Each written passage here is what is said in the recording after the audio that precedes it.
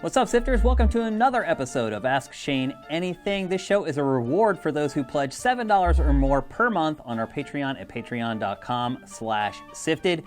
We do give those people precedent when we're selecting questions, but we'll take questions from anyone if we need them. So without further ado, let's rock. Our first question comes from Patreon from Rob Poe.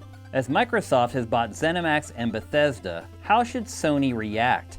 Does it have to react? Will Microsoft buy more studios? If it does, how will this change the market? What are your thoughts?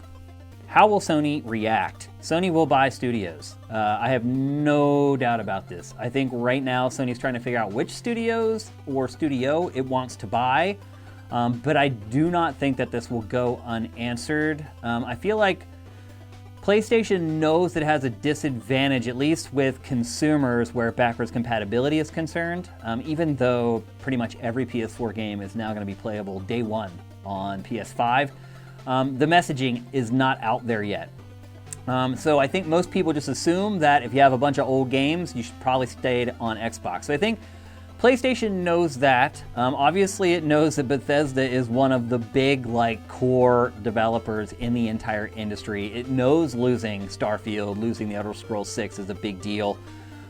If Sony doesn't purchase a studio, I, at the very least, expect it to go to its partners in Japan and lock down a megaton of exclusives. So be careful what you wish for. In some cases, a lot of owners probably happy that they own an Xbox or they're getting an Xbox and that Bethesda's games are exclusive to that platform. Some other people may be a little more upset that they're not going to be maybe getting some of those Japanese exclusives.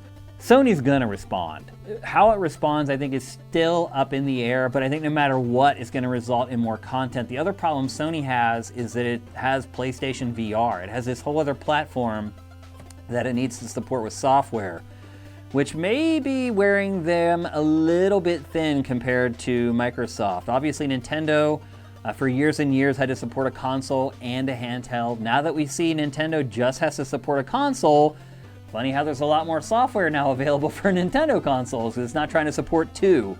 PlayStation's kind of in that boat now where it needs to support two platforms, and that's going to cut back on content for one or the other. So I think it will acquire, at the very least, one studio. That studio may be a really good VR studio to just pump out PlayStation VR stuff, but then that frees up their other teams to keep making stuff for PlayStation 5 proper. So I do think Sony will respond. I do think it will be with an acquisition. I think we don't know yet just how big that acquisition is going to be. Your next question, will Microsoft buy more studios? No, I think Microsoft is done. We talked on Game Face this week about maybe them picking up something like a Larian, like a smaller, indie studio that has a niche.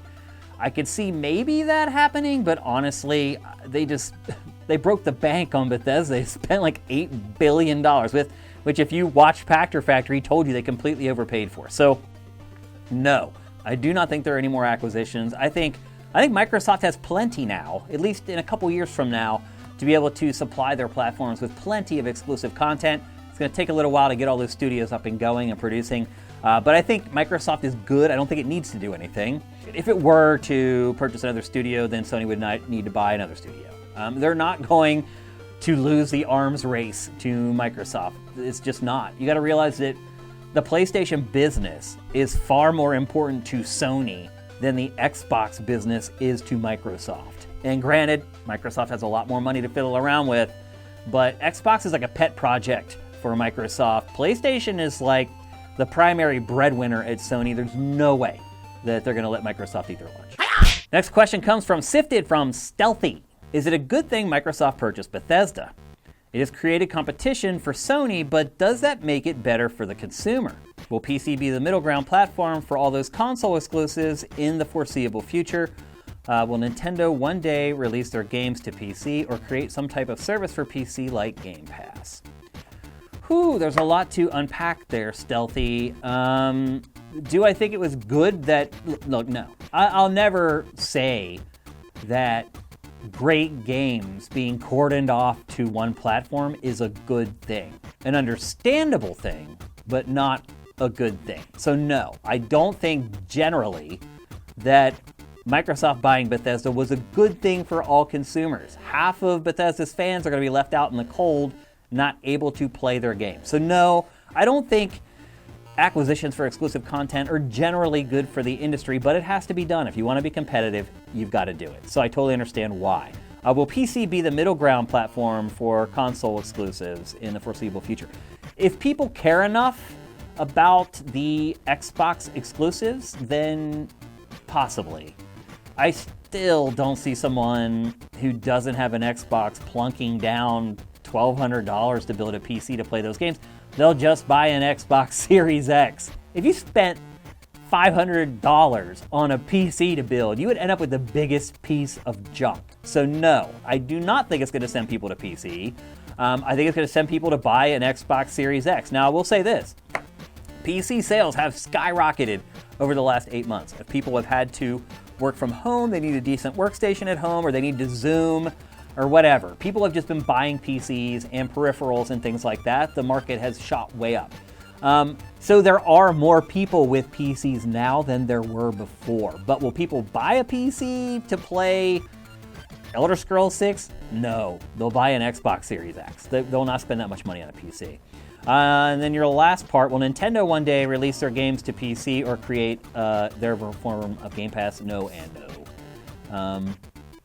Nintendo wants people to be in their walled garden. They want to have control over the messaging. They want to have the customer data.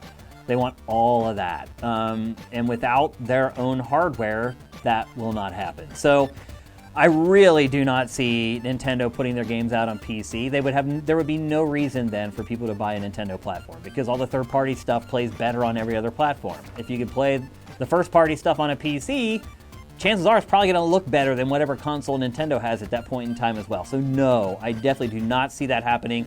Game Pass, more likely that they would create some kind of a service where you can stream their games to your cell phone or your iPad or whatever. That is more likely, but again, they start to lose control when they're not controlling the platform. Nintendo is all about control, always has been, probably always will be. Next up, we got a question from Patreon from NeoJD. With the Xbox 1 terabyte expansion drive costing $220, I wanted to get your thoughts on the memory limitations going into this generation. From my understanding, it seems you can use normal external hard drives for storage, but not gameplay. How big of a deal will this be? We all just get used to juggling games until they're cheaper. Well, we're going to have to get used to juggling games. You're not going to have a choice. You're going to have to delete a game to download a new one, and it's not going to take very long for that to happen. Because the other thing you got to remember is these next-gen games have 4K textures, and the file sizes are going to be gigantic. Call of Duty Modern Warfare is already over 200 gigs.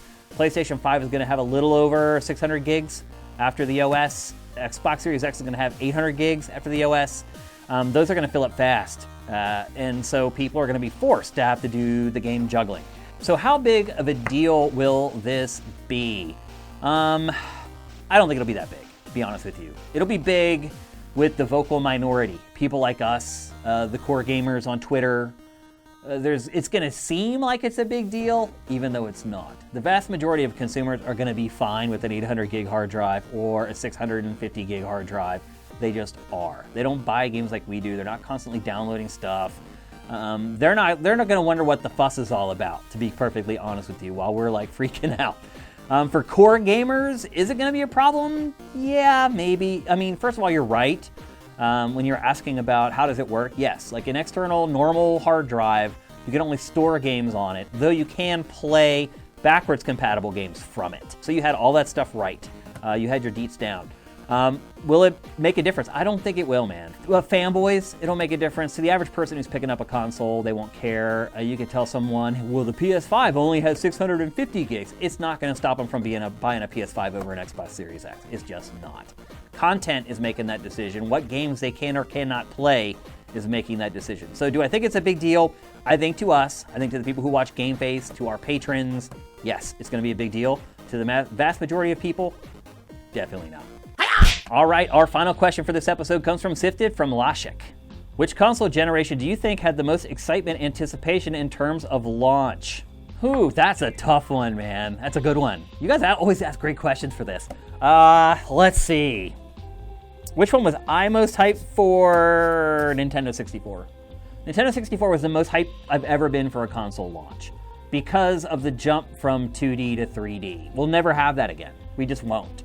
So for me personally, I was like freaking out at that launch. I had already figured out that I was going to, buy the N64, and I knew the games that I wanted. I was all pumped up for it. I already had a PlayStation, so I didn't have to worry about that.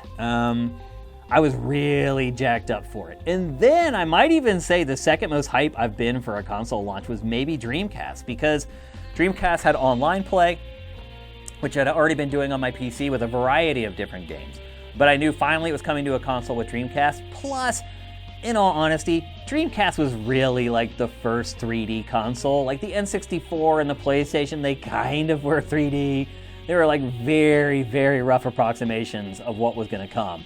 Dreamcast to me was like the first true HD console, so I was really excited for that. Speaking for myself, those two were the biggest. Speaking for everybody else, just as an observer, what I think was the biggest for everyone else, I would say PlayStation 2, because most people skip the Dreamcast, and so for everybody else, the first real 3D console was the PlayStation 2. And you gotta realize, for people who came from the PlayStation 1 to the PlayStation 2 and never had an N64, that's like a meteoric leap. Like, you can't even put it into words how big of a jump that is. So I think for most people, it was the PlayStation 2. For me, it was the N64 with the Dreamcast as an honorable mention. All right, that's it for this episode of Ask Shane Anything. Once again, thanks to everyone who pledges at $7 or more per month. You guys are frickin' rock stars, and without you, not only would this show not happen, the Sifted would not exist. That's just the honest to God's truth. It's the people who are pledging the big amounts that are keeping us afloat. We appreciate everybody, but the people who are putting down the big chunks are the ones who are really keeping the lights on for us, and we really appreciate it. Thanks to anyone who contributes to this show by submitting a question or just watching it. We really appreciate it. We'll see you next time.